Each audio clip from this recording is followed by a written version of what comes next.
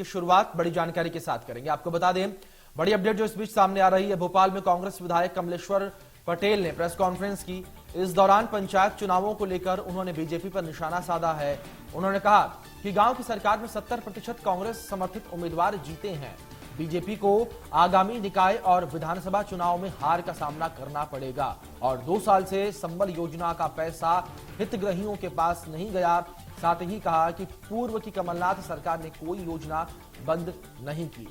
बड़ी जानकारी भोपाल से आपको दे रहे हैं जो इस बीच सामने आ रही है। आगामी चुनावों में बीजेपी को हार का सामना करना पड़ेगा। ये बयान कमलेश्वर पटेल ने जो है दिया है अपनी प्रेस कॉन्फ्रेंस के दौरान और भारतीय जनता पार्टी पर निशाना साधा है। कमलेश्वर पटेल ने कहा कि आगामी निकाय और विधानसभा चुनावों में बीजेपी की हार होगी और कमलनाथ सरकार ने कोई भी योजना बंद नहीं की है। बड़ी जानकारी आपको दे रहे हैं, बड़ी अपडेट आपको दे रहे हैं जो भोपाल से इस बीच सामने आ रही है।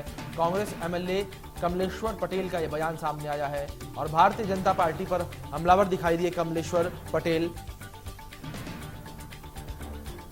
भारतीय जनता पार्टी को मुंह की खानी पड़ी है।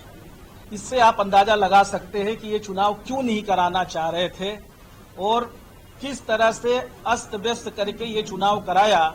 उसके बाद भी जो ग्रामीण सरकार है, हम कह सकते हैं गांव की जो सरकार है, वहां पे कांग्रेस पार्टी के प्रत्याशी, समर्थित प्रत्याशी, कांग्रेस पार्टी के कार्यकर्ता 70% सीटों पे विजयी हुए हैं। ग्राम पंचायत के पंच, सरपंच, जनपद सदस्य, जिला पंचायत सदस्य लेके प्रथम चरण का जो परिणाम आया है उसमें 70% से ज्यादा कांग्रेस समर्थित उम्मीदवार जीते हैं। भारतीय जनता पार्टी की सरकार, ये आप मान के चलिए कि आने वाले विधानसभा चुनाव और जो निकाय चुनाव चल रहा है वहां भी इनको मुंह की खानी पड़ेगी, क्योंकि जिस तरह से जोड़ तोड़ करके इन्होंने सरकार तो बना ली है पर लगातार मुझे तो बड़ा हास्यास्पद लगता है, संबल योजना का पैसा नहीं गया है। जो आपदा में जिनकी मृत्यु हो जाती है, संबल योजना जिसका आप राग अलाप रहे।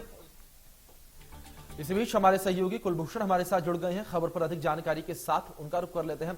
कुलभूषण, सबसे पहले जानकारी आपसे यहां पर लेना चाहेंगे, इस वक्त किस तरीके से आमने सामने आकर खड़ी है कांग्रेस और बीजेपी?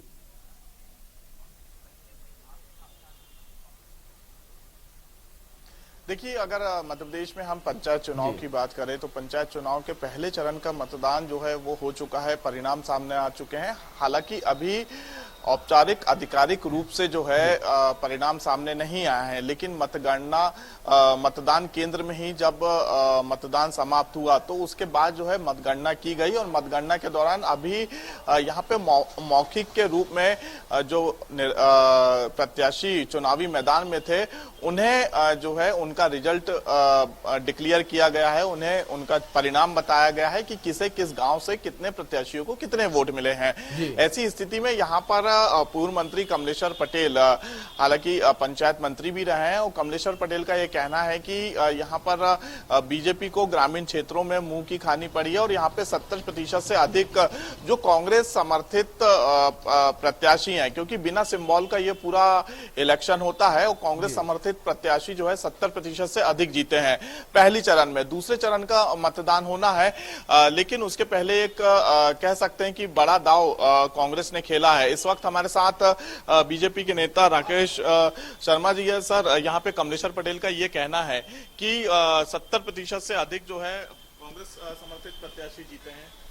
देखिए कुलभूषण जी, मध्य प्रदेश में जो पंचायत के चुनाव हुए दलीय आधार पर नहीं हुए थे।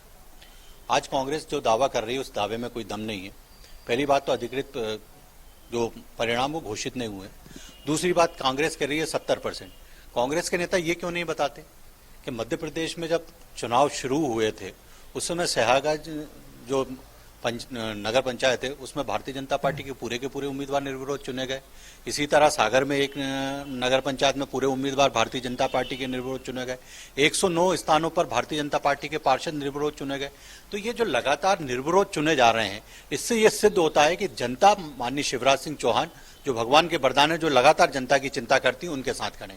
दूसरी बात, उन्होंने कहा कि हमने कोई योजना बंद नहीं करी। मैं अधिकृत रूप से कह रहा हूं कि संबल योजना कांग्रेस के कमलनाथ जी की सरकार ने बंद की थी और रोज कमलनाथ कहते थे खजाना खाली है। रोज कांग्रेस के वित्त मंत्री तरुण भानोत कहते थे खजाना खाली, कांग्रेस का हर प्रवक्ता कहता था खजाना खाली। आप एक तरफ कहते थे खजाना खाली, और फिर उसके बाद आज मध्य प्रदेश में जो प्रतिभाशाली बच्चे थे, जो मेरिट में आए थे, ना आपने उनको लैपटॉप दिए और ना आपने उनको 25,000 दिए। और जिस दिन शिवराज सिंह चौहान की सरकार बनी, 15 दिन बाद उनको सब प्राप्त हो गया। तो ये खजाना खाली होने का रोना रोते थे, वो भारतीय जनता पार्टी की सरकार आती ही संबल फिर से शुरू हो गई। कन्या विभाग में 55,000 रुपए कन्याओं को मिलने लगे। जो मेधावी बच्चे थे उनको लैपटॉप भी मिला और 25,000 रुपए की राशि भी मिली। तो कांग्रेस का असली चेहरा जनता को दिखाई देने लगा था। इसीलिए तो 15 माह की सरकार के बाद जब 28 स्थानों पर चुनाव हुए और कांग्रेस हार गई। बिल्कुल साफ तौर पे यहाँ पे ये कह सकते हैं कि जिस प्रकार से कमलेश्वर पटेल ने ये आरोप बीजेपी पे लगाए थे और उसके बाद बीजेपी ने भी जो है सवाल जवाब कांग्रेस से किए हैं, क्योंकि जब कमलनाथ की सरकार मध्य प्रदेश में बनी तो यहाँ पर जो योजनाएं बंद की गई थी, संबल योजनाएं, इसको लेकर लगातार जो है बीजेपी कांग्रेस में हमला बोलती है कि जो भी जनहित की योजनाएं मध्य प्रदेश की सरकार की तरफ से, शिवराज सरकार की तरफ से जो चलाई जाती थी, ऐसी कई योजनाओं को जो है कमलनाथ सरकार ने बंद कर दिया था। लेकिन आरोप और प्रत्यारोप का जो दौर है, जो सिलसिला है, वो लगातार यहाँ पर जारी है, क्योंकि मध्य प्रदेश लेकिन कुलभूषण यहाँ पर जिस तरीके से लगातार आरोप प्रत्यारोप का सिलसिला जारी है और तमाम दल जो है वो आमने सामने, लेकिन इस बीच जो निर्णायक है यानी कि जनता, उसका क्या कुछ कहना है? जनता का मूड किस तरीके से इस वक्त प्रदेश में और राजधानी में?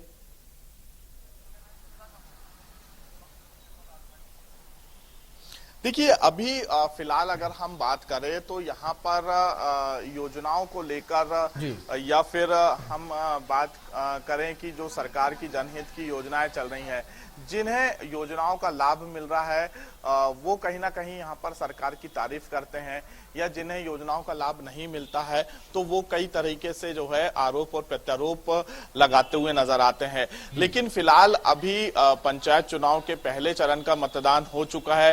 3 चरणों में ये चुनाव होने हैं और अब आने वाले समय में देखने वाली बात होगी कि किसके पक्ष में ये परिणाम होते हैं। हालांकि बिना सिंबल का ये पूरा इलेक्शन होता है, लेकिन जिस प्रकार से बीजेपी ने कहा कि नगर निगम, नगर पालिका, नगर परिषद में तकरीबन